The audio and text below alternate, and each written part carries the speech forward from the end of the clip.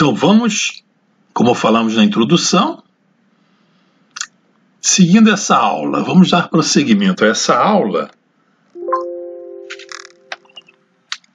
Nesta parte 4, seguindo o caminho de Gauss, com destino a Hannover para fazer o levantamento topográfico.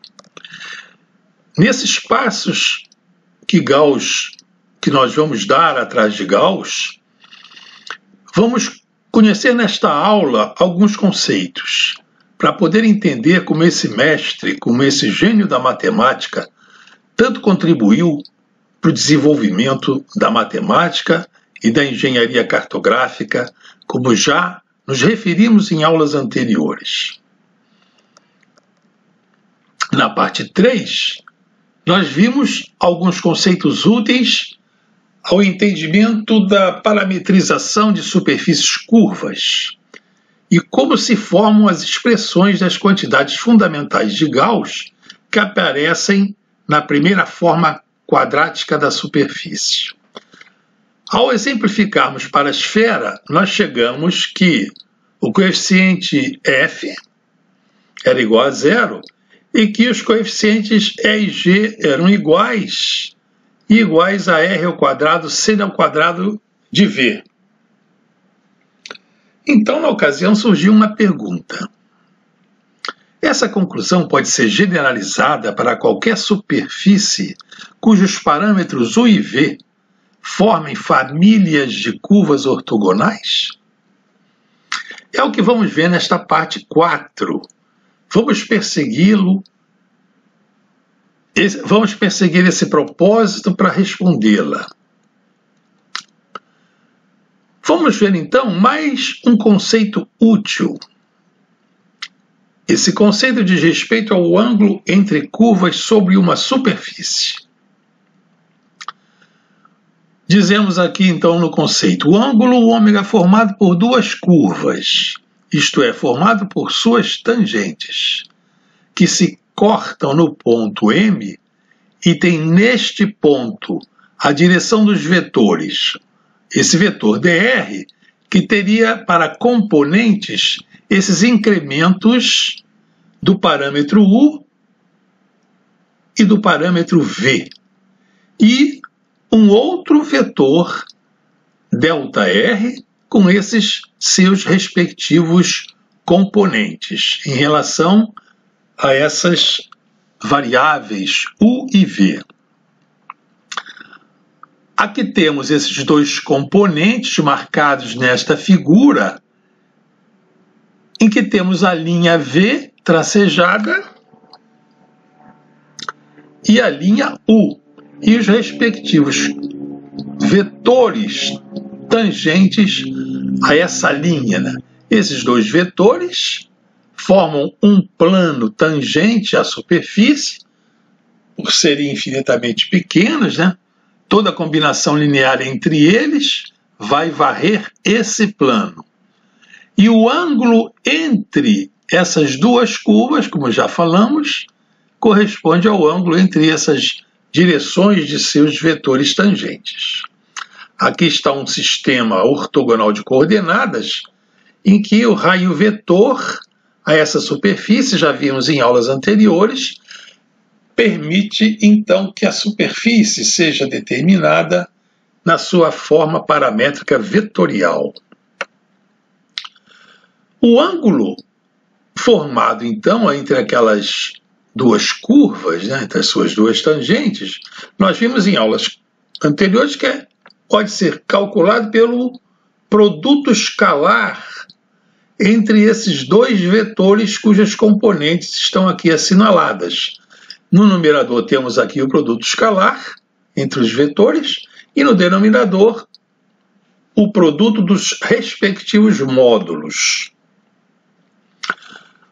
Esse segundo membro aqui da equação já foi estudado, nós já o estudamos nas outras aulas e chegamos a essa expressão, em que o cosseno de ômega, temos aqui em cima então o numerador e o denominador.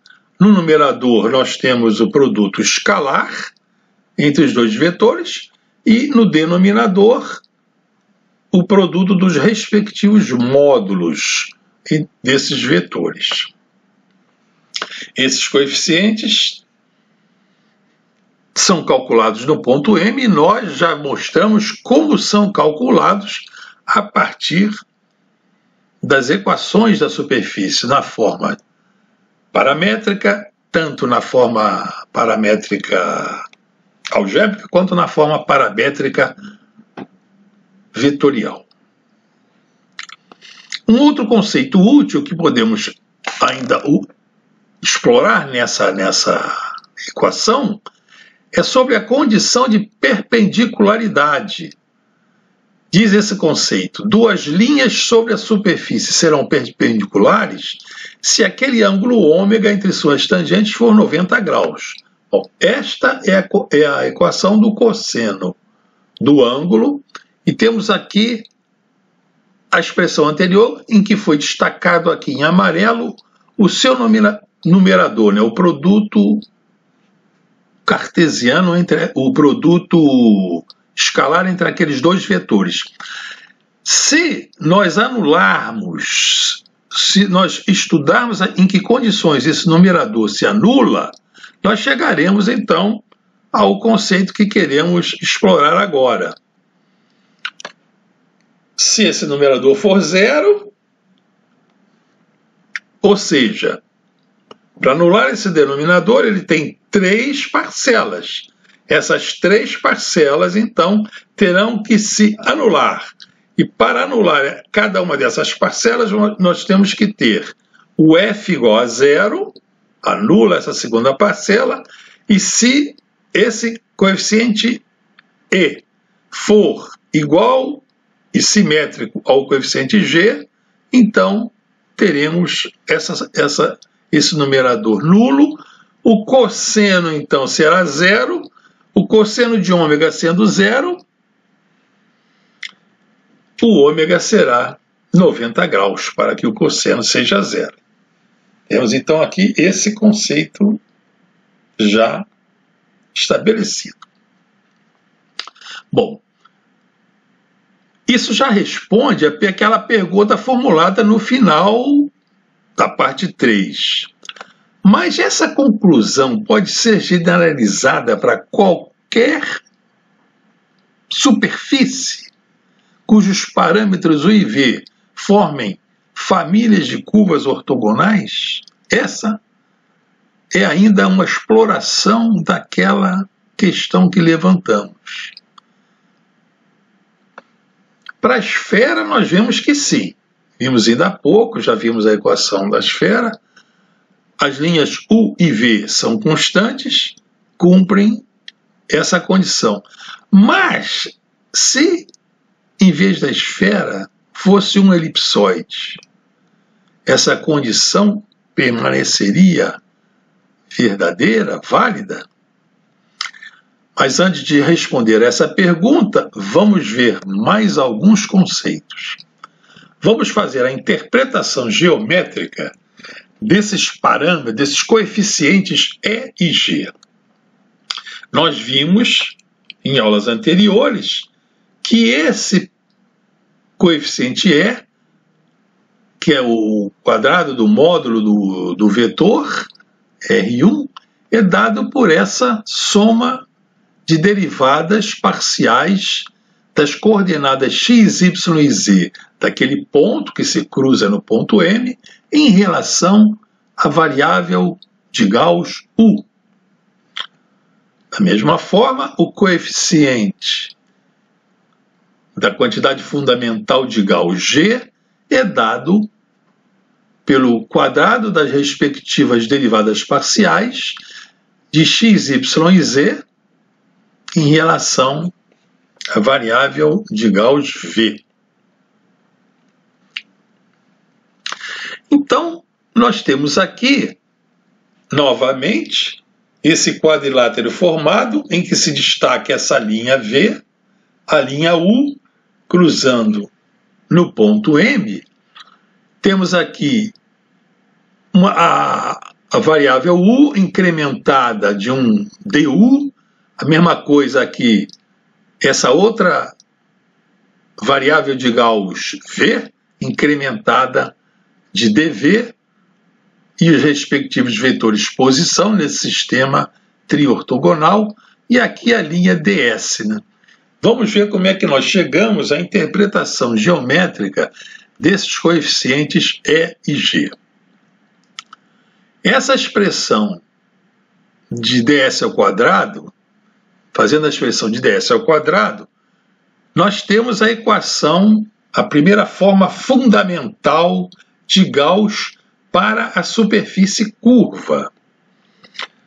Mas, se em vez de considerar esse ds aqui, que seria essa curva, nós considerarmos esse arco aqui sobre a linha V, esse arco que vai de M até aqui, o final desse incremento du. Esse incremento aqui, esse arco de curva, que se fosse assim no elipsoide, isso aqui representaria um meridiano, seria aqui um arco de meridiano, um elemento de arco de meridiano. Então, para o V constante, né, pro V constante, onde tivéssemos aqui nessa equação o dV, esse dV seria nulo. Então, essa segunda parcela para o V constante, que seria aqui nesse meridiano, né, o V é sempre o mesmo. No caso aqui, esse V seria, no caso, a longitude lá, comparando com o elipsoide, a Terra, né, a longitude de um ponto, outra longitude. Então aqui um meridiano é um lugar geométrico dos pontos cuja longitude é constante. Então, para esse V que faz o papel de longitude ser constante, o dV é nulo. Então, nessa primeira equação fundamental de Gauss, o dV sendo nulo, essa segunda parcela se anula, assim como a terceira se anula, ficando então apenas essa expressão em E, ele se anulando, né, essas segundas e terceiras, e o quadrado desse DSV, esse arco de curva agora, né, seria aqui o E vezes du ao quadrado. Então, esse arco seria raiz, extraindo a raiz quadrada de ambos os membros, né, raiz de E du. Então, seria esse arco de curva aqui, ele seria, no caso, uma constante aqui nesse ponto M. Isso aqui é constante, determinado e varia em função do ponto, multiplicado por esse incremento aqui de du, que no caso faz o papel, lá na Terra seria um dφ. Né?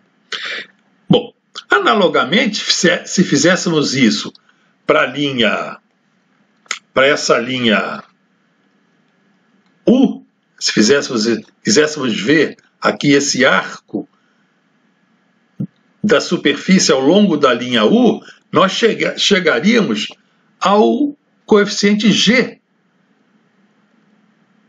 Então, esse arco ao longo daquela linha U seria raiz de G dV. Então, seria esse coeficiente, a raiz quadrada dele, vezes o incremento de dV. Então, essas quantidades que estamos vendo aqui, raiz de E, raiz de G, elas atuam como se fossem unidades de medida ao longo daquelas linhas U e V, como se estivéssemos graduando aquelas linhas, como se fossem as unidades de graduação, como se fosse uma escala de graduação daquelas linhas U e linhas V. DSU, aquela linha, aquele arco U, seria então essa quantidade aqui vezes dV, e o DSV seria essa. Essa é a interpretação geométrica das constantes E e G. Elas atuam como graduação da escala ali ao longo das linhas U e V sobre a superfície curva. A partir dessa interpretação geométrica, nós podemos calcular o ângulo ômega, né? Vamos ver como é que nós poderíamos calcular o ângulo ômega mais rapidamente do que com aquela expressão, aquele carroção que nós vimos ainda há pouco.